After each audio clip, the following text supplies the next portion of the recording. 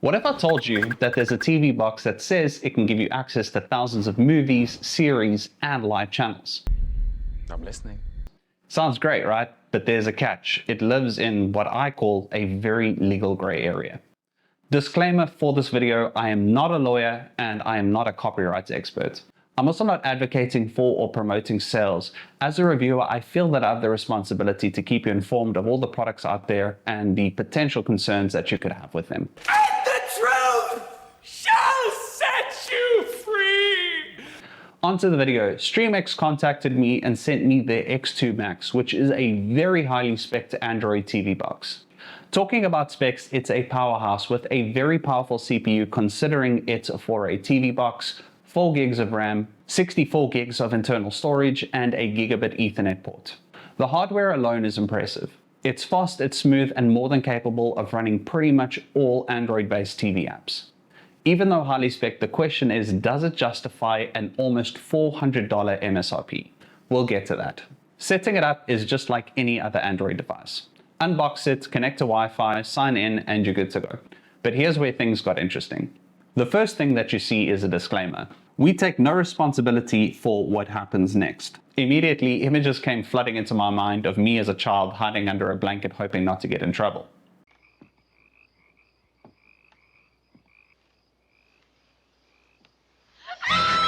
This is where it gets tricky.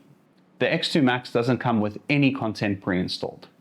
Instead, it gives you the ability to access it. There's a separate app that once installed gives you access to what they were claiming about all the movies, the series, and the live channels. These are things typically found behind a paywall. And guess what? To install this app, another disclaimer pops up saying we are still not taking responsibility.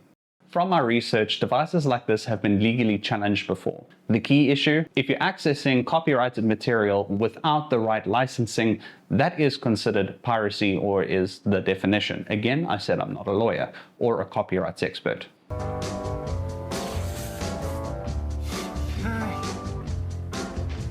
It is important to note that StreamX isn't charging you for the content, well, at least not directly. They just give you the device, so does that make it legal for you? I guess it's just like a car. Every car that I know of at least has the ability to go well past the speed limit. Just because you can doesn't mean you should.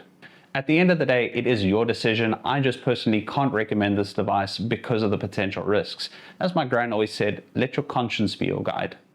So there you have it. The StreamX X2 Max is a very powerful Android box with maybe a bit of an ethical dilemma. As a reviewer, I'm not here to tell you what to do, only give you the facts.